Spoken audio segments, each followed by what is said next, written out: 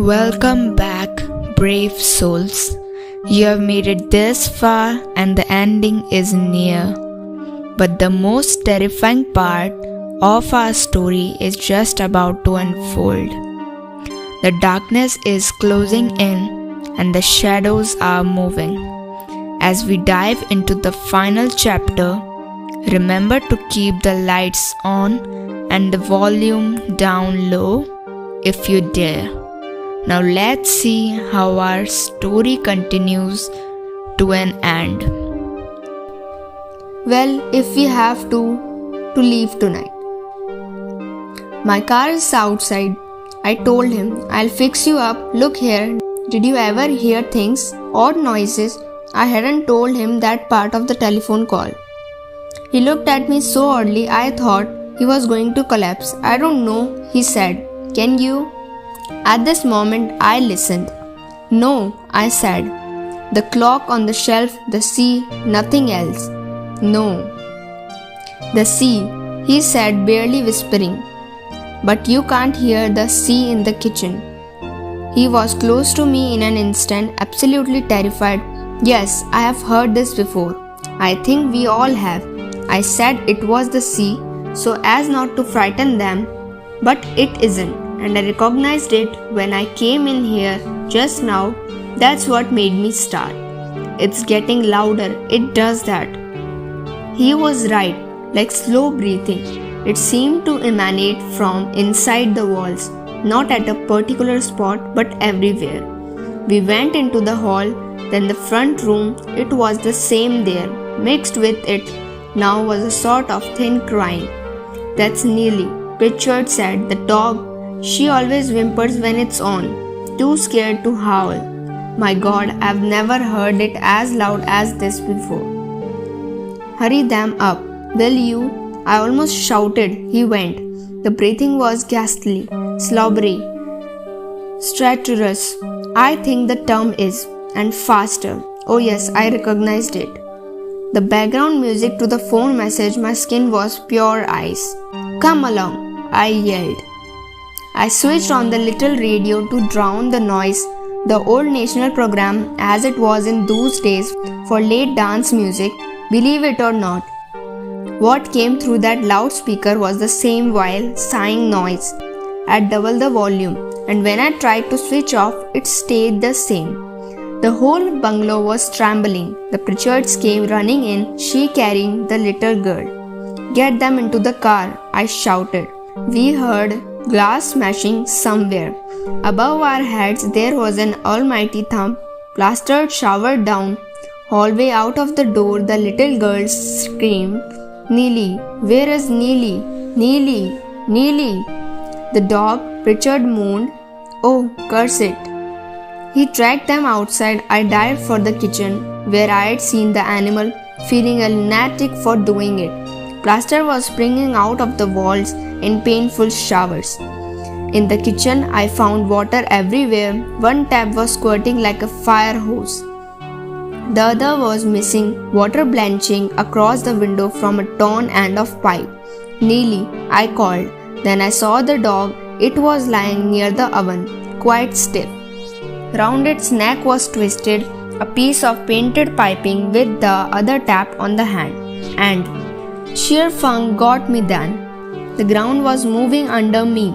I bolted down the hall, nearly bumped into Pritchard. I yelled and shoved. I could actually feel the house at my back.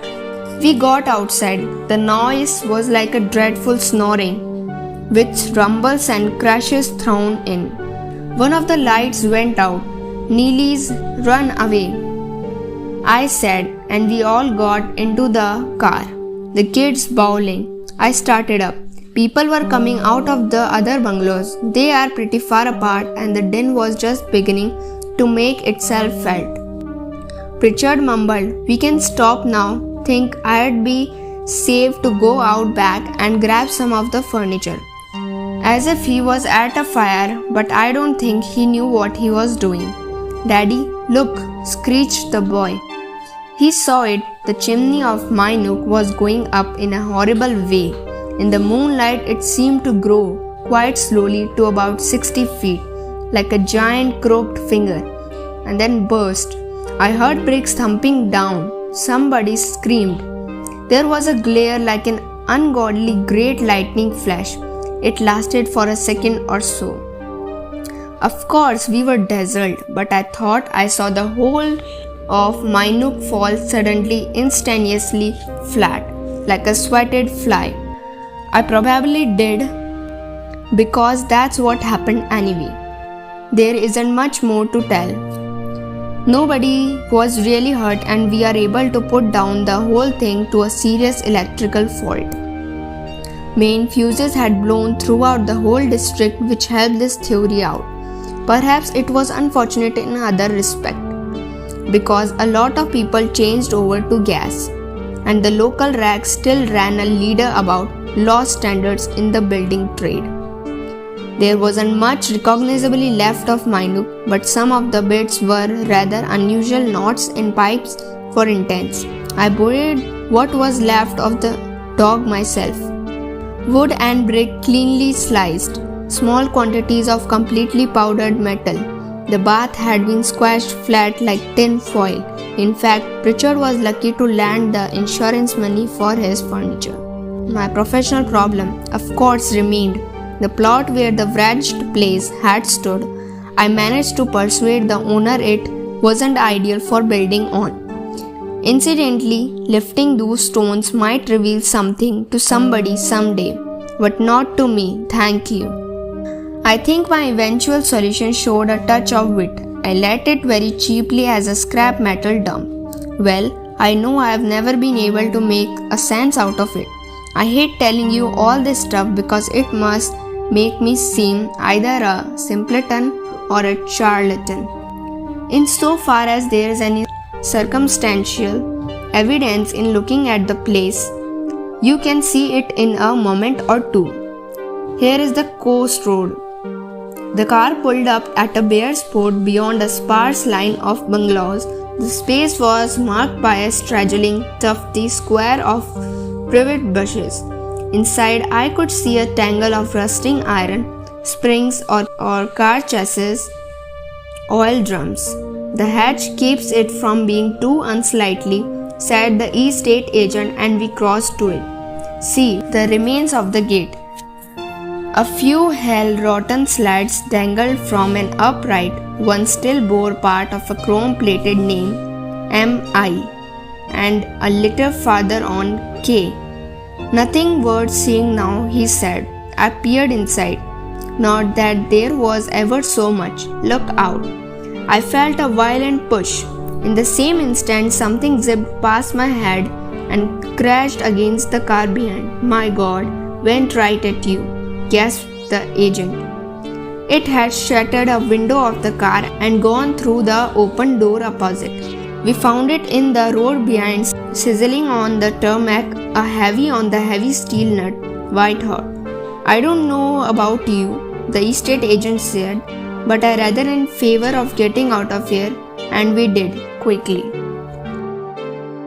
And so, our story comes to a chilling conclusion. The horrors we have witnessed tonight serve as a reminder that some mysteries are best left unsolved and some doors should never be opened. Thank you for joining us on this terrifying journey.